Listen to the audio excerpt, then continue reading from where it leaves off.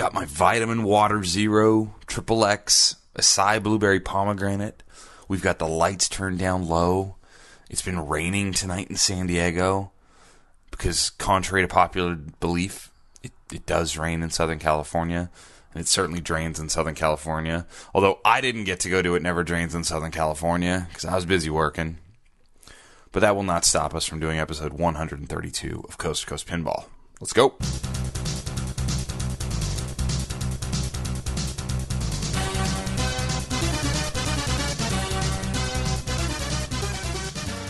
Welcome to Coast to Coast Pinball. My name is Nate Shivers. This is a podcast commentary. My man out of quarters. How are you doing? I'm coming to you not live from cold, wet, rainy San Diego, California. Here on Monday, January 26, 2015. I hope everyone is doing well.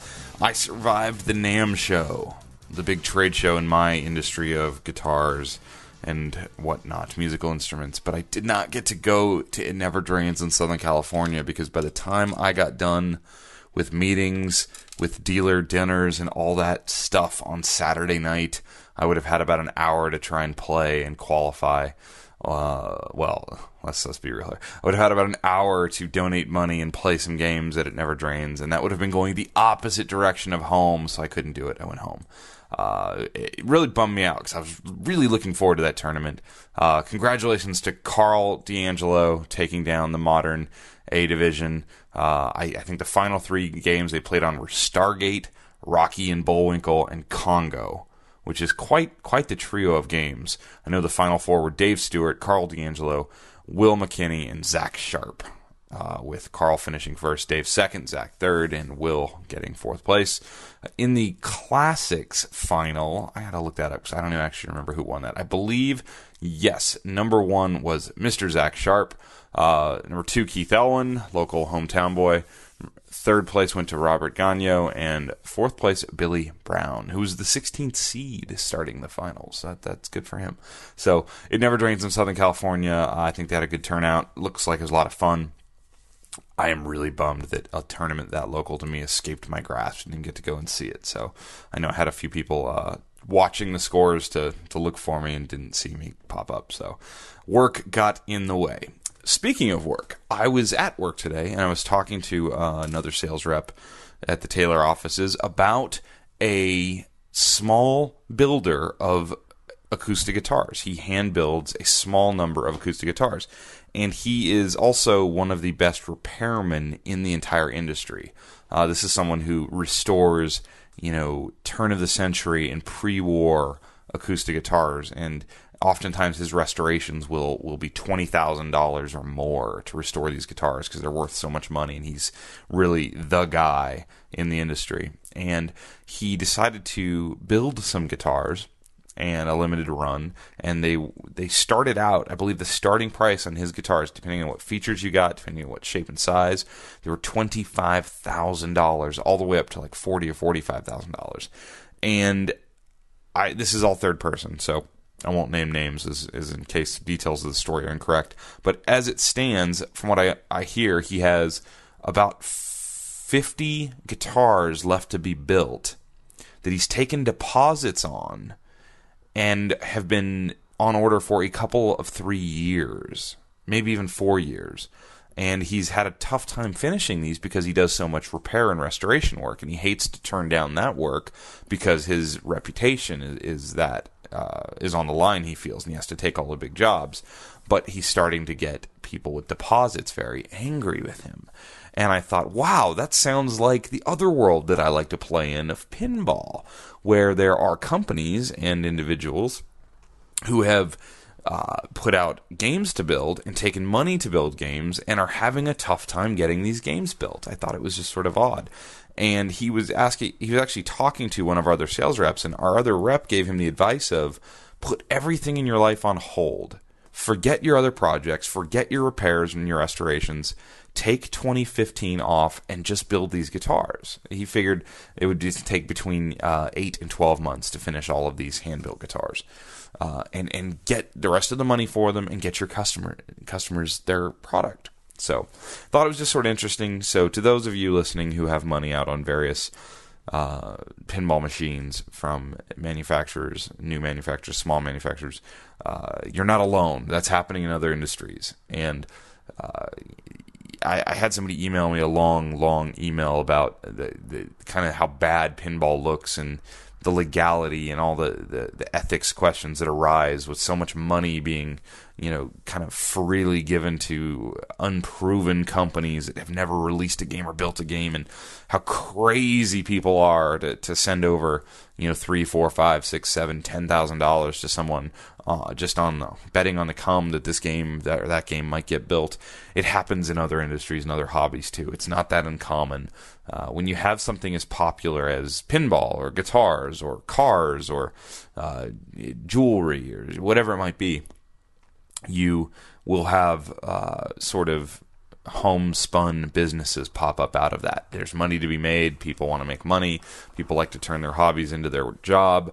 It's not that uncommon, and I thought that was sort of interesting.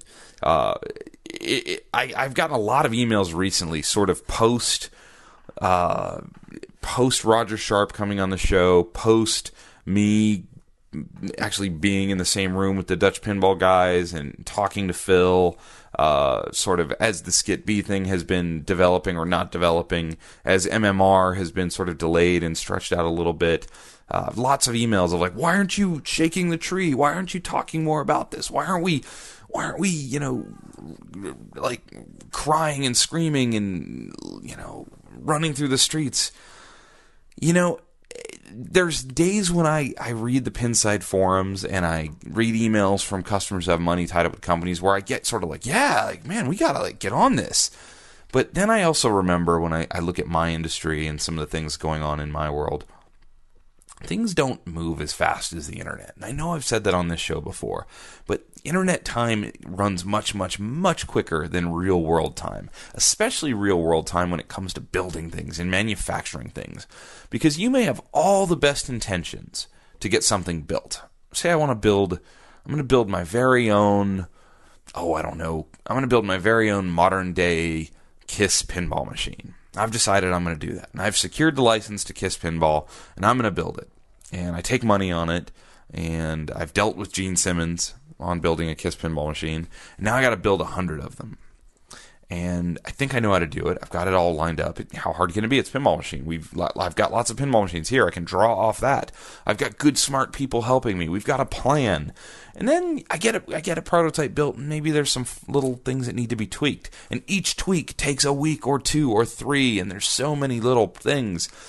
And I guess I just step back on some of these projects, and they're all so unique. They're all very, very unique. Whether it's John Papaduke with his I think his ideas to push pinball forward with his designs and his art packages and his toys, whether it's Skit B with this kind of punk rock, we're going to build Predator pinball in our basement, and it's going to be awesome. We're going to bring something to life that people wanted to happen.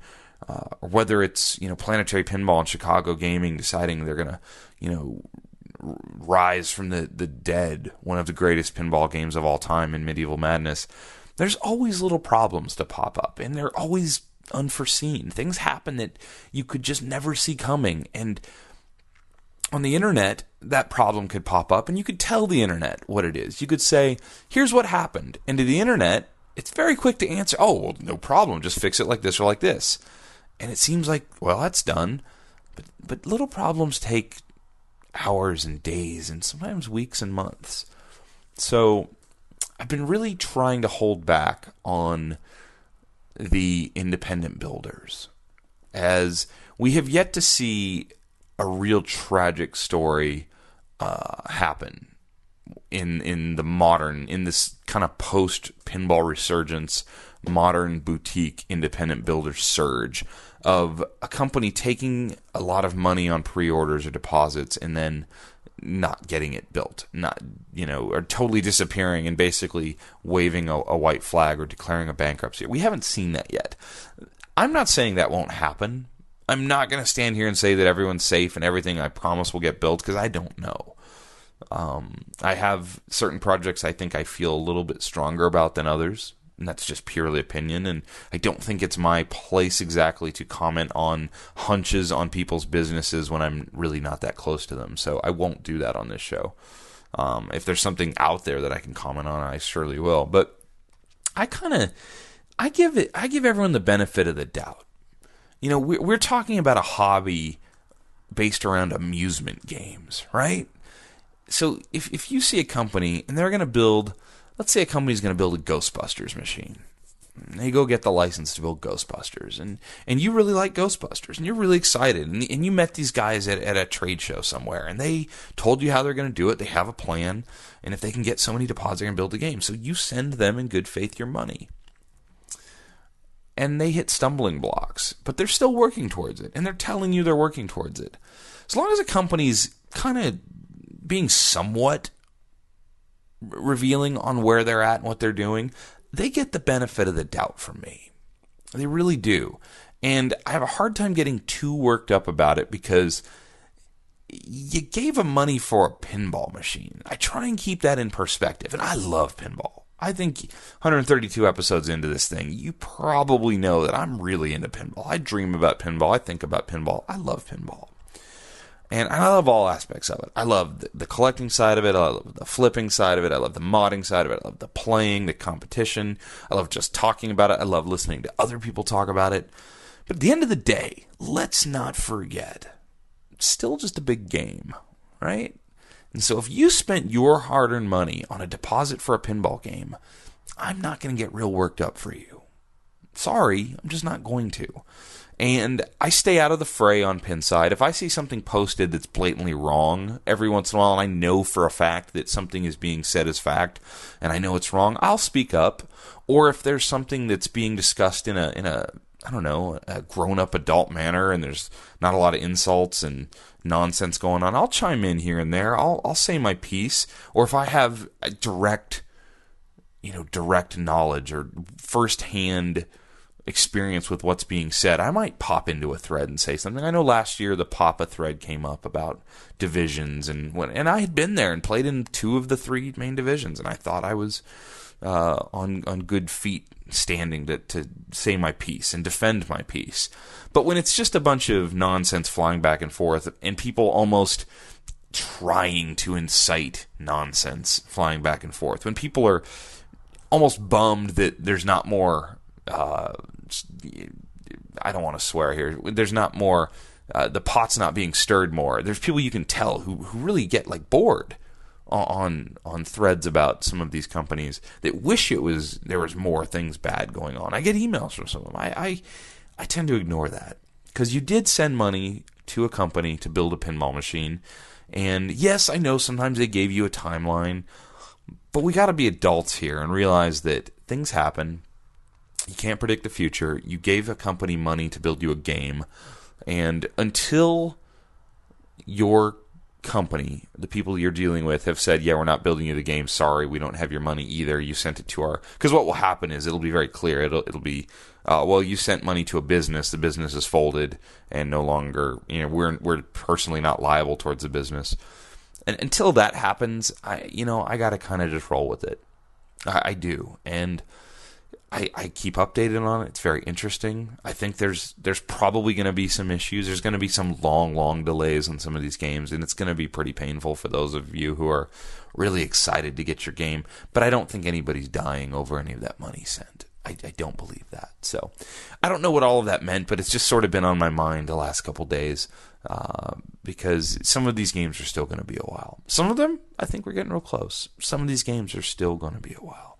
And if you're one of those people who stresses out and gets really worried about things, don't send money to pinball companies that haven't built games yet. Buy a Stern in box. Send your money to Spooky Pinball. Do that. Those are people you know you're going to get your game from. So, speaking of Spooky Pinball, there's this little thread popping up on Facebook that Mr. Charlie Emery is posting, and I keep saying this, and I'm going to say it again, so the more I say it and put it out there in the world, the closer we get to having it happen.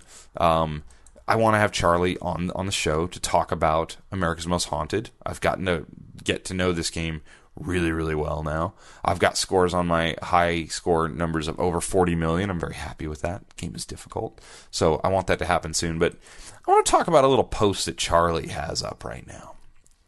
And remember, Charlie's one of only 3 manufacturers that's actually shipping pinball machines right now. Stern, Jersey Jack, Spooky Pinball, where you can buy a game right now and get one shipped to you in the not-too-distant future. So Charlie has a little post going, and I'm scrolling like crazy on Spooky Pinball. I'll read it to you. It says, "It's really, really close to a done deal, and I'm still on pins and needles. What am I talking about? Yeah, can't tell you yet." And the photo underneath is a screen grab from the Minions, from the Minions movie, I guess. And they're all looking up at the sky in awe of, like, the great thing is there, and they're very excited about it. So clearly, we are led to believe that there is a license coming down the road, or a project of some sort. Something is happening with Spooky Pinball, and it's an exciting announcement forthcoming. I think we're all sort of crossing our fingers for the February 1st episode of Spooky Pinball Podcast to have some sort of announcement. If you guys happen to miss that date, you're more than welcome to use my show as a platform to make an announcement. Door is wide open. There's been speculation. Obviously, the Minions thing, people sort of speculated, like, could it be Minions Pinball? And I believe he's shot that down. It's not Minion Pinball.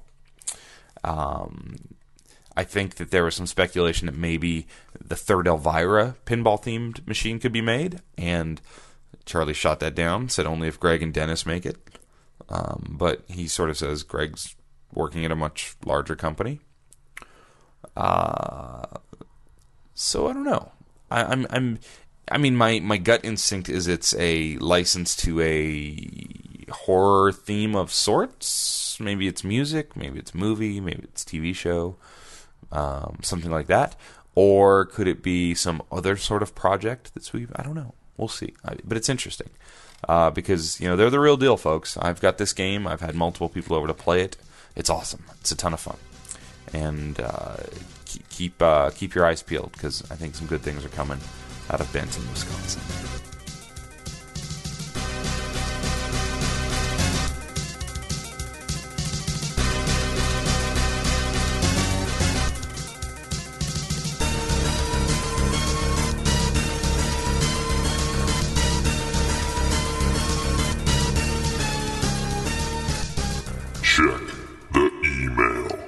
I have so much email to read. Let's get into this. All right. Dear Nate, my name is Pierce, and I write to you from Washington, D.C. I completely agree with you and your assertion that a WWE WrestleMania theme game is not inherently a bad theme choice. In fact, I would say that making a pinball game based on an art form that is predicated on violent, unpredictable motion is a pretty great idea. In the spirit of disclosure, I should let you know that theoretically, I am the precise target audience for this game.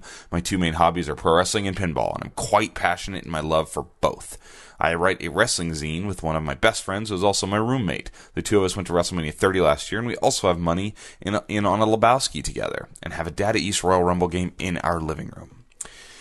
Here's the thing. Neither of us are particularly excited about this announcement. Don't get me wrong. I desperately want this game to be good. I actually spend more time than I care to admit daydreaming about a pinball game based on New Japan Pro Wrestling on a regular basis. So I've been clamoring for a new wrestling pinball game, but I simply do not trust WWE to get this right. The leaked artwork we've seen is tacky and predictable, but worse, it seems to be obsessed with this moment in WWE right now.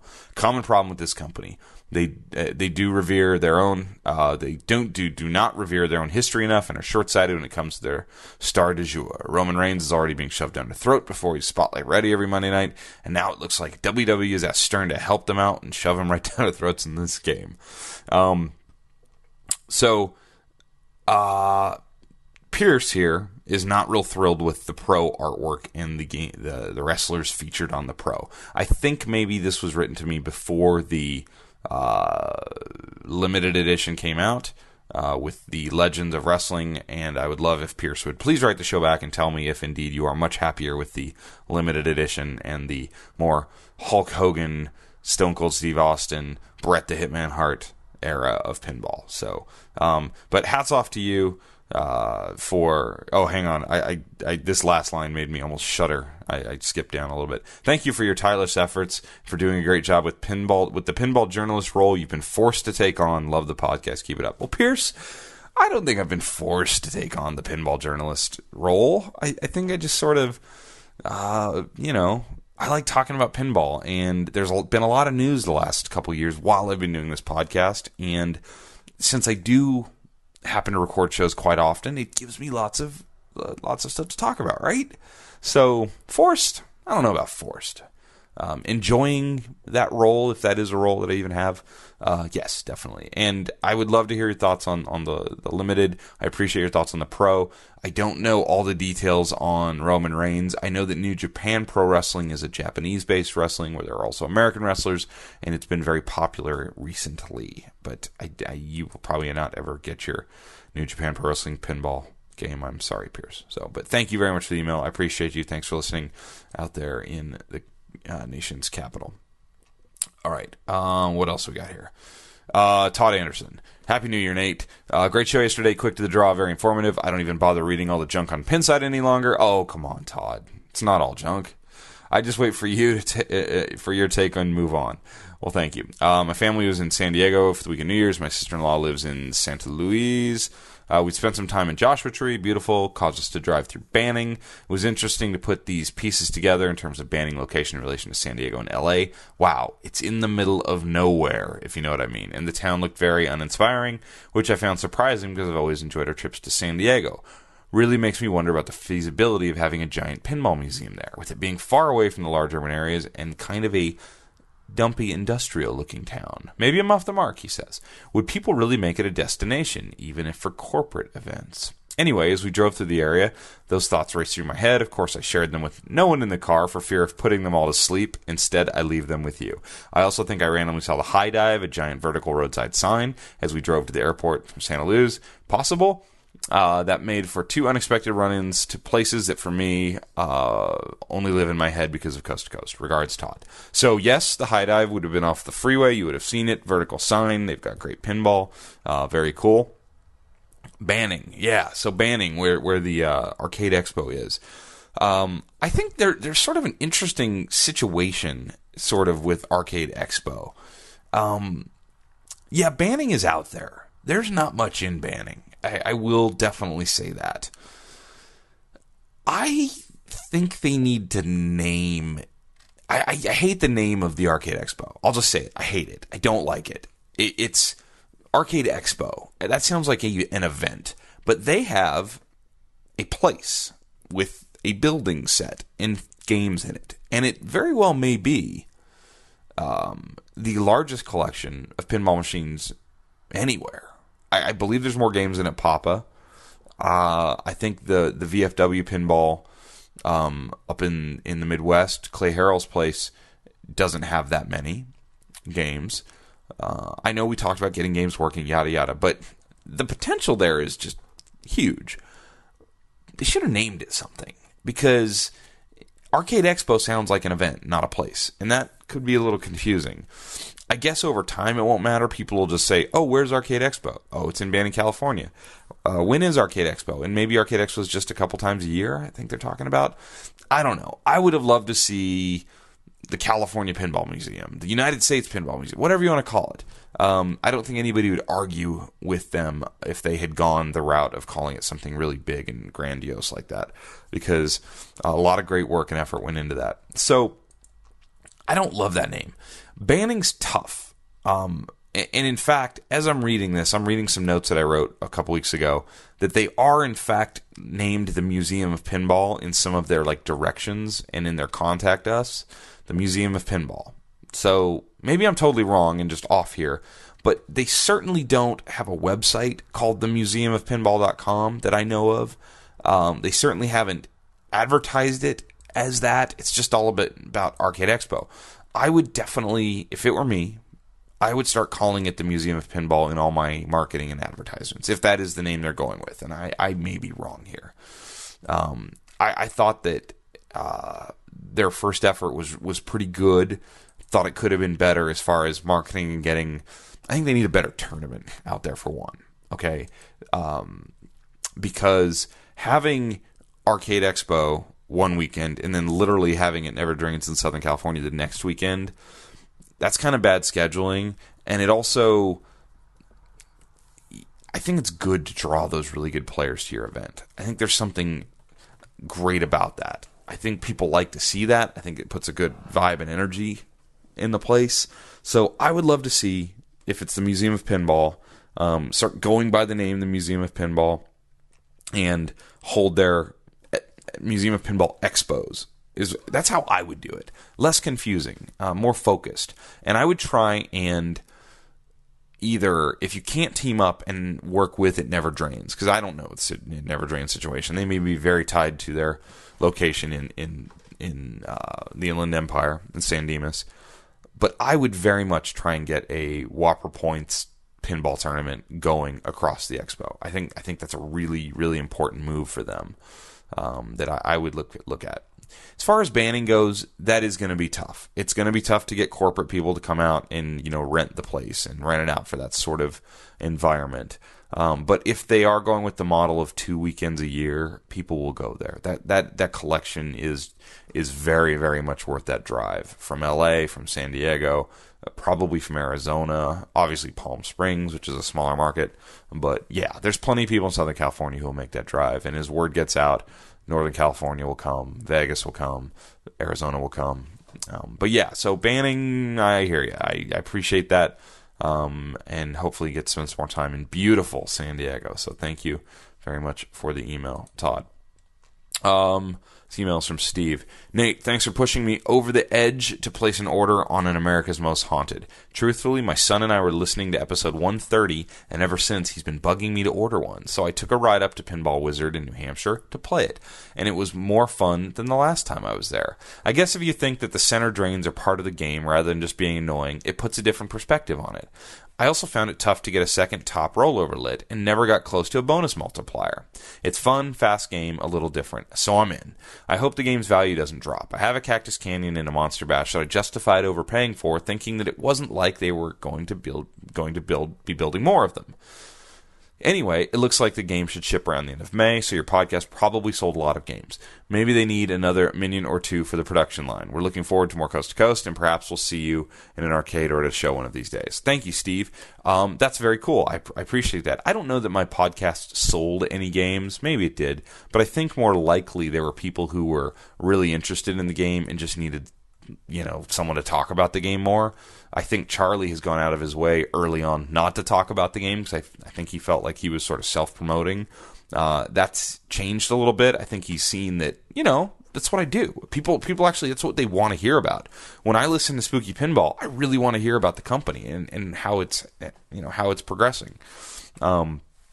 So I had no problem getting on here talking about it and promoting it. And if it had shown up and been rickety and not worked well and had, all these issues and been falling apart and I thought the paint was bad, I would have told you. I would have told you. It would have been tough. I would have been in a really rough position because I really liked the people at Spooky Pinball. But I would have definitely said that. But no, the game's fantastic and it's so much fun. It's a lot of fun. As far as the center drains, yeah, there's center drains. I mean, some of the main targets in this game in both the minion modes and the ghost modes are the center target banks, and that you have to learn where to shoot those. It's one of those games that you start learning the angles. You start figuring out where on the flipper to shoot certain shots and from which flipper is safe to shoot certain shots. It's a pretty fast game, so there's lots of bounce passes to be had. There's lots of just holding your flipper up and letting the ball roll across to the other flipper in this game. It's a lot of fun. I killed 3 ghosts last night and had the multi-ball already done, and that's how I got my high score of 40-something million. So that was very much fun. I really think having difficult games at home is good because I can play a game and literally score 3 million, and I can play the next game and score 25 million. And I like that. As far as the value, I don't know. I think that remains to be seen. I think that it's going to go one of two ways, honestly. My 2 scenarios for the value of America's Most Haunted are this. So let's say the game sells out or Spooky kills production before it sells out, which could happen, but I think they'll sell all 150 of their allotted games that they said they'd build. So it sells out in the next few months. Them going to Texas could very much help that happen quicker. And they are going to Texas with the game, so we'll be there with them, definitely. So it sells out. Games all get shipped in 2015. And games start popping out at more shows, and people get to play it. Some are out on some location spots, like Cactus Jack's in Oklahoma City, Pinball Wizard in Pelham, New Hampshire, some others coming probably. And people start realizing what they missed out on. And then you could have a situation where this $6,000 game quickly becomes a $7,000 or $8,000 game. Because if somebody does decide to sell and there's this pent-up idea that everyone missed out, there'll never be another run, I don't think. This isn't a, Bally Williams remake situation. This is likely it. And this is, how is this any different than Big Bang Bar? Right?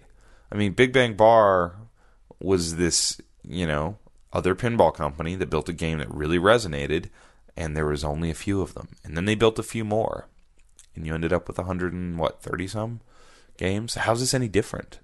What did Big Bang Bar sell for? I'm not telling you today that America's Most Haunted is worth $15,000. I'm just saying, in a collector's world, to have something so limited that I believe is really, really a fun game, I think the sky could be the limit. Or, I think the other thing is, it takes a long time. And for years, this game sort of hovers around that 10% below retail value. Because I think that happens with, a lot of Stern games. The game will be released, and a year in, some people start selling it, just changing up their collections. They don't connect with the game, whatever. And you don't sell it for what you paid for it. You sell it for 10, 15, 20% less.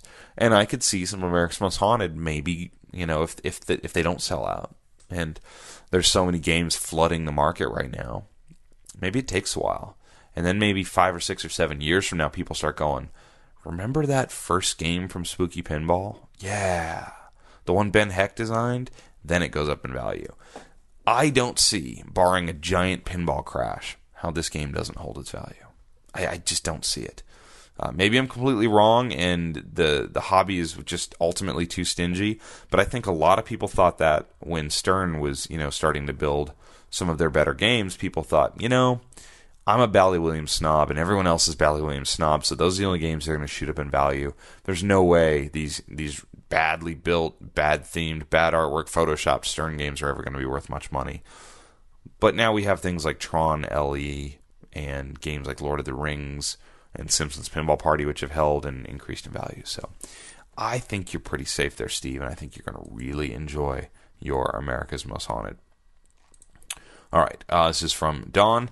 Dawn, hey Nate, I thought you did very well detailing your feelings on the Arcade Expo. Neither too negative or positive. Honestly, sometimes I think you're a little too positive on some things, but I understand why you just don't go on a bashing rant.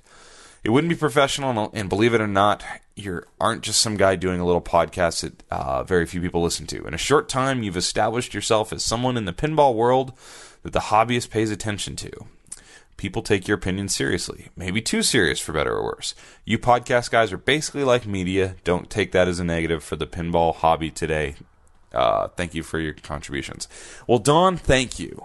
I don't know. Reading that makes me feel warm and fuzzy and also slightly frightened. I think people take this show with a grain of salt. I really hope everyone listens to what I say every show.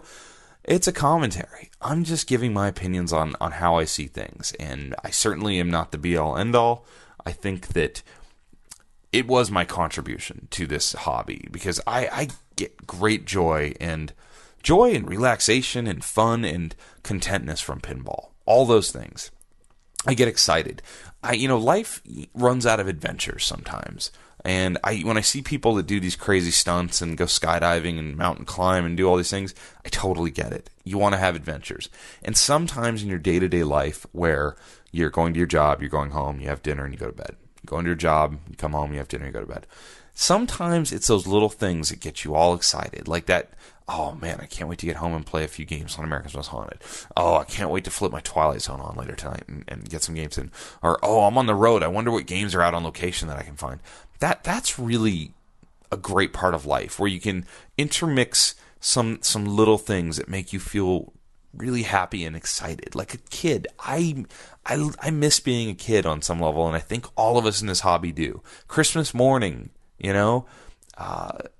pinball's sort of that for me. So being able to just come on here and wax poetic about this hobby and run my mouth and meet people who also love it and talk about it is not only a contribution back, but also part of my enjoyment of it, obviously.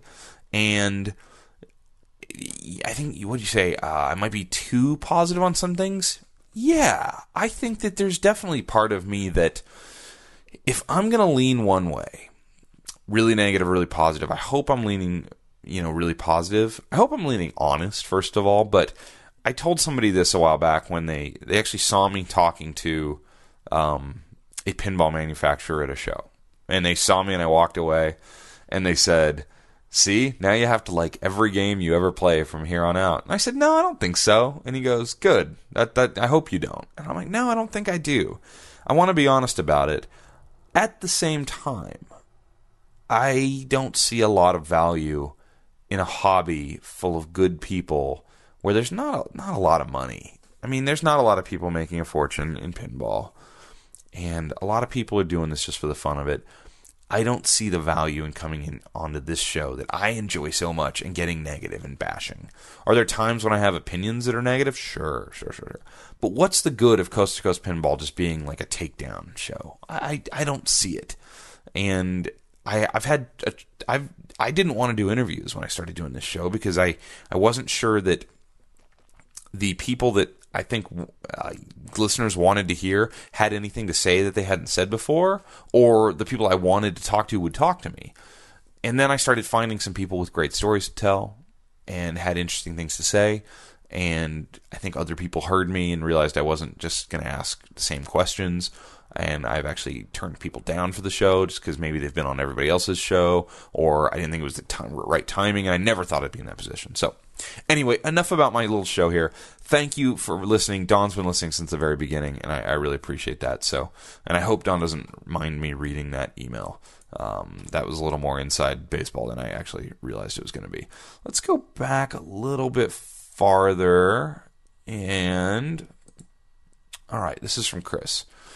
Hey Nate, just listen to your year in review. Great stuff. Definitely a very exciting and turbulent year for pinball. Speaking of turbulent, there's no game more promising than Magic Girl, and also no game more mysterious.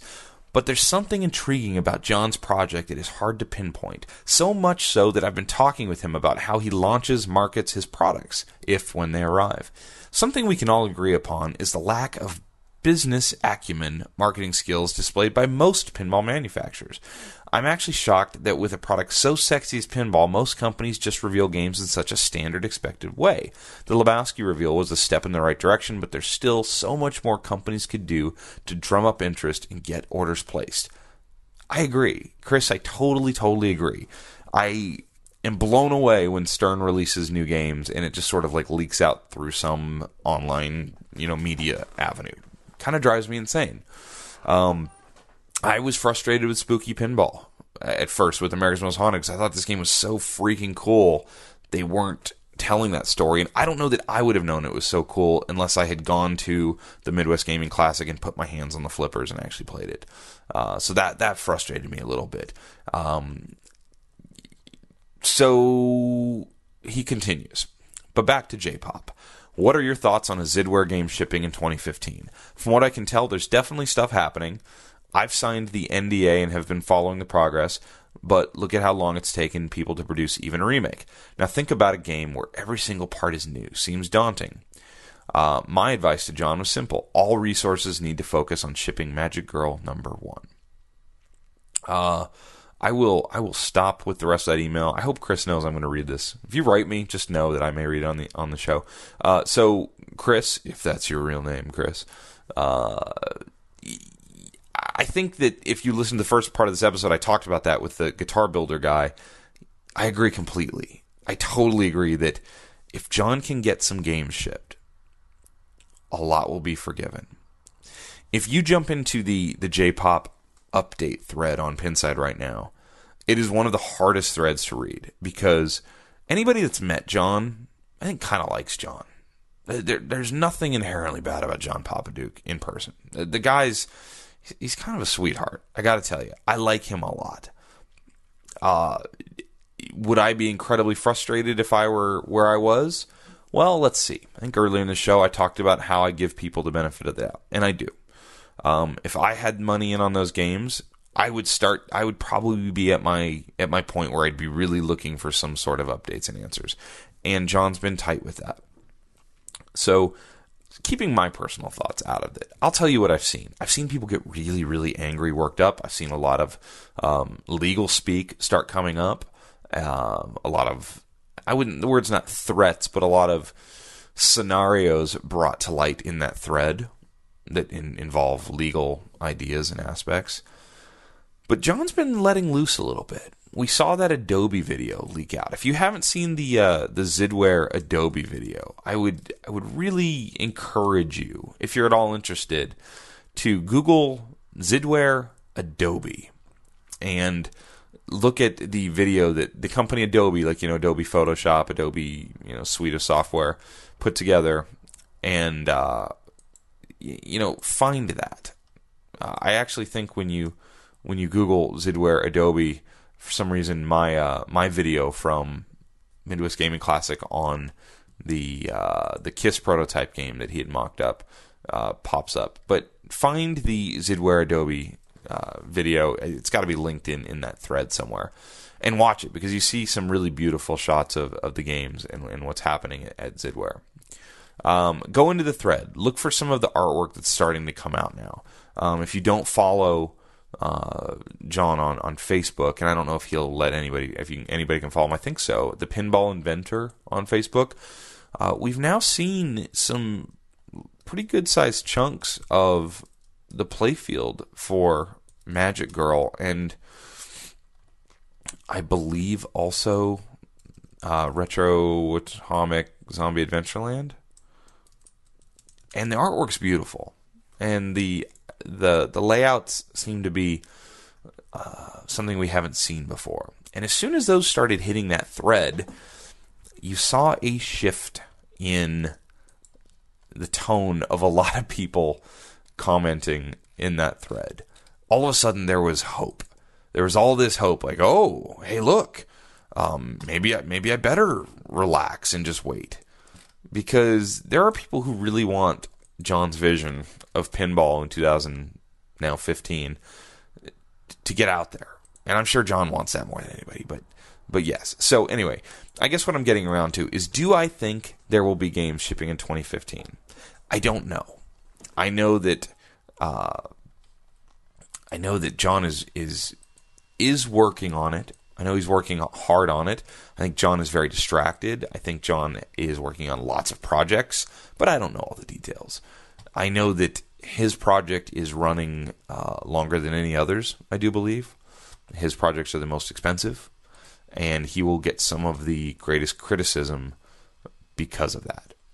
So, taking all that into account, it's an interesting one to watch. And I think it's one of the big questions of 2015. Will Magic Girl ship?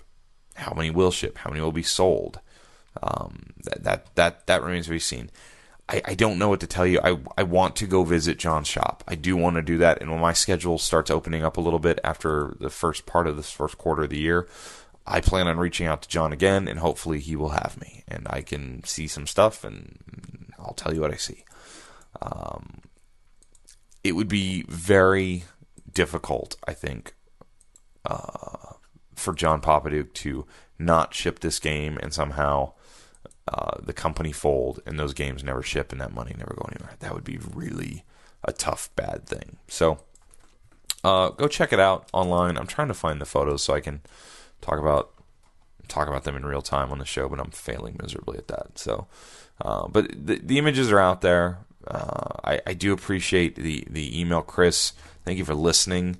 And I know that there's some non-disclosure stuff in there, and some people have sent me some things that I would never bring up.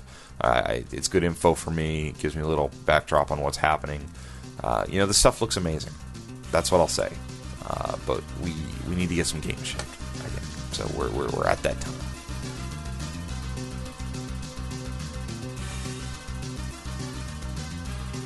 All right. So that's the show, but I'm going to put this on the show so it forces my hand to go get this done. T-shirt sale begins now. I want to put it up on the site tonight. I've been putting this off and procrastinating because I've had so much other stuff going on.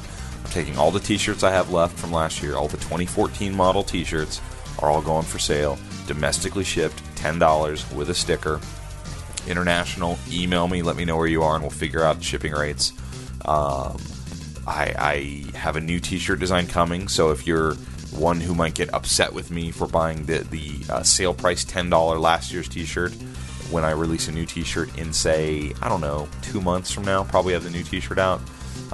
Don't buy the sale one. Wait, if that's you. If you're looking for a deal, or you just never bought this design shirt with the pinball machine on it and the 5 balls of cheating on the back, buy it now, because once they're gone, they are gone forever. I'll never do this design again. And whatever I have in stock, I will list on the website. Taking orders, you can send me money via PayPal, $10 US to ship in the Continental 48. Gets you a T-shirt. When I run out of sizes, they're gone. If I run out and you send me money, I'll send it back to you, so don't worry about that. So, T-shirt sale is happening now. And that's episode 132 of Coast to Coast Pinball. If you'd like to email me, if you ever don't want something read on the show, and I had a few of those I had to sort of edit out here, please tell me at the very beginning of the email. Don't read this on the show, because I just get going sometimes. But you can always email me, Coast2Coast Pinball, that's number 2 in there, so Coast, number 2, Coast Pinball, at gmail.com. You can check our Facebook page out. It's facebook.com/Coast2Coast Pinball. You can like us on Facebook there. You can follow us on Twitter at C2C Pinball. And our website is www.coast2coastpinball, where you can see the T-shirts, you can see the artwork for this episode, and you can always bookmark that to check out the updates and what we're doing episode-wise. So, until we speak again, go out, play some pinball on location, put some LEDs in your machines, wax your play fields, Windex your glass, and enjoy yourselves. Talk to you later.